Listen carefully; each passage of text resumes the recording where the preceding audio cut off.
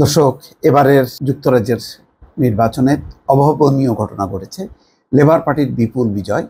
650 আসনের মধ্যে ইতিমধ্যে তারা 412, ধারণা করা ছিল 410, কিন্তু আরও দুটি আসন পেয়েছে। মোট 412। 121টা ক্ষমতাসীন কনজারভেটিভ দল যাদের ভরাডুবি হয়েছে, এবং অন্যান্য দল মিলে 115টা। এই হচ্ছে পরিস্থিতি। শুধু লেবার পার্টির জয় হয়নি, একই সঙ্গে যুক্তরাজ্যের পার্লামেন্টে বাংলাদেশি বংশোদ্ভূত 4 জন ব্রিটিশ নারীর জয় জয়কার হয়েছে। অর্থাৎ ব্রিটিশ পার্লামেন্টে বাংলাদেশি বংশোদ্ভূত 4 জন প্রবেশ করবেন। তাদের মধ্যে অনেকেই রোশনার আলী টানা 5বার জিতেছে, তারপরে টিউলিপ সিদ্দিক পরপর 4 বার জিতেছে। এছাড়া আছেন আফসানা বেগম এবং রূপা হক, তারাও অতীতে নির্বাচিত হয়েছেন। কিন্তু গত পার্লামেন্টে বা এখন পর্যন্ত যে পার্লামেন্ট, সেই পার্লামেন্টে সবাই নেই, শুধু রোশনারা আলী এবং টিউলিপ সিদ্দিক সম্ভবত আছেন। কিন্তু এবার একযোগে 4 জন নির্বাচিত হয়েছেন। এটা আমাদের অবশ্যই গর্ব করার মতন। এটা বিশ্বে আর কোনো দেশে এরকম অবস্থান নেই যে আমরা বলতে পারি যে বাংলাদেশি বংশোদ্ভূত নারীরা সেখানে আছেন। এবং তার মধ্যে তো টিউলিপ সিদ্দিক একটি রাজনৈতিক পরিবারের সূত্র আছে, বঙ্গবন্ধুর নাতনি এবং শেখ রেহানার কন্যা, প্রধানমন্ত্রী শেখ হাসিনার ভগ্নী।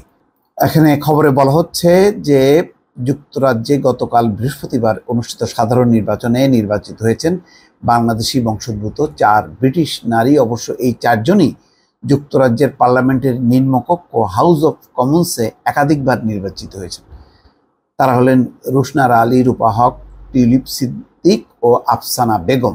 এবারের নির্বাচনে লেবার পার্টি থেকে 8 জন, কনজারভেটিভ পার্টি থেকে 2 জন সহ অন্যান্য দলের মনোনয়নে এবং স্বতন্ত্র প্রার্থী হিসেবে মোট 34 বাংলাদেশি বংশোদ্ভূত ব্রিটিশ নির্বাচনে প্রতিনিধিত্ব করেছেন। তবে নতুন করে আর কেউ জয়ী হতে পারেনি। এই 34 জনের মধ্যে 4 জনই জিতেছেন। আচ্ছা, রোশনারা আলী তো রেকর্ড, এবার এটা নিয়ে 5বার তিনি আসলেন। আচ্ছা, তার হচ্ছে বেতনাল গ্রিন অ্যান্ড স্টেপনি আসন থেকে তিনি 15,896 ভোট পেয়েছেন। সব মিলিয়ে তিনি টানা 5 বার তিনি জিতলেন। তার সাথে অবশ্য বাংলাদেশি আরেকজন আজমল বাংলাদেশি, তারই হাড্ডাহাড্ডি লড়াই হয়েছে এবং 14,207 ভোট পেয়েছেন তিনি। আচ্ছা, রূপা হক ইলিং সেন্ট্রাল অ্যান্ড অ্যাক্টন আসন থেকে টানা 4র্থবার লেবার পার্টির মনোনয়নে পার্লামেন্ট সদস্য নির্বাচিত হয়েছেন রূপা হক। এবারের নির্বাচনে তার প্রাপ্ত ভোট 22,340। তার নিকটতম প্রতিদ্বন্দ্বী কনজারভেটিভ পার্টির প্রার্থী জেমস উইন্ডসর ক্লাইভ পেয়েছেন মাত্র 8,345। তার বিপুল ভোটে তিনি জিতেছেন। 2015 সালে লেবার পার্টির মনোনয়নে প্রথমবারের মতো পার্লামেন্ট সদস্য নির্বাচিত হয়েছিলেন রূপা হক। এরপর টানা 3 বার তিনি পশ্চিম লন্ডনের ইলিং সেন্ট্রাল অ্যান্ড অ্যাক্টন আসন থেকে পার্লামেন্ট সদস্য নির্বাচিত হয়েছেন। রূপা হক ট্রিবিউন, দ্য গার্ডিয়ান সহ বিভিন্ন সংবাদ মাধ্যমে নিয়মিত কলাম লিখতেন।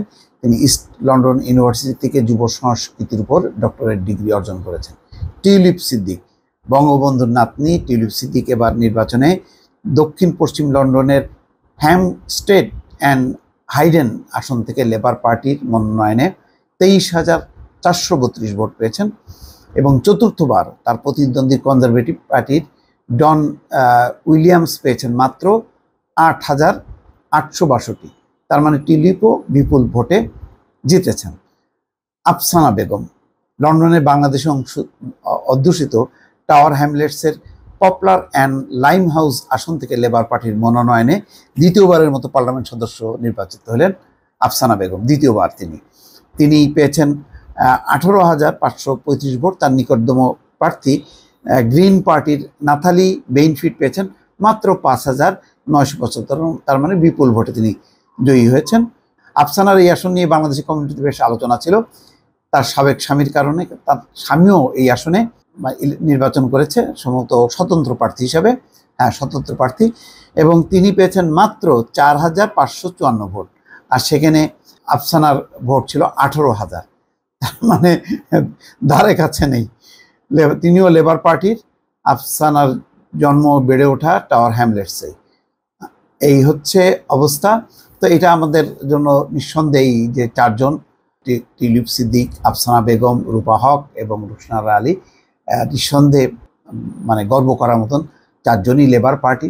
তবে একটাই প্রত্যাশা, মানে যেহেতু তারা ব্রিটিশ এমপি সেই হিসেবে, তারপরও বাংলাদেশের সাথে যেহেতু যোগসূত্র আছে, বাংলাদেশের তাদের আত্মীয় স্বজন আছে, তাদের যেহেতু একটা বংশানুক্রমিক একটা যোগসূত্র থাকার কারণে ব্রিটেনে যেমন একটা নির্বাচনে বিরোধী দল হিসেবে তারা জয়ী হয়েছেন, বাংলাদেশেও যাতে সরকার বিরোধী সব পক্ষ যাতে নির্বাচনে অংশ নিতে পারে, যেটা পশ্চিমাদের চাওয়া ছিল, যুক্তরাজ্যের চাওয়া ছিল গত নির্বাচনে, মার্কিন যুক্তরাষ্ট্র, যুক্তরাজ্য সহ পশ্চিমা দেশগুলো, সেই চাওয়াটা যাতে তারা তাদের অবস্থান থেকে যাতে এটি তার দলকে বা সরকারকে অনুরোধ করেন যে বাংলাদেশে একটা ফ্রি ফেয়ার ইলেকশন হওয়া দরকার এবং সবার অংশগ্রহণে, সেই বিষয়টা যদি হয় তাহলে তাদের কাছ থেকে এটা একটা গণতান্ত্রিক প্রত্যাশা, সেই চাওয়াটা হলে বাংলাদেশের জনগণও তাদের প্রতি কৃতজ্ঞ থাকবে। দর্শক ভালো থাকবেন, আল্লাহ হাফিজ।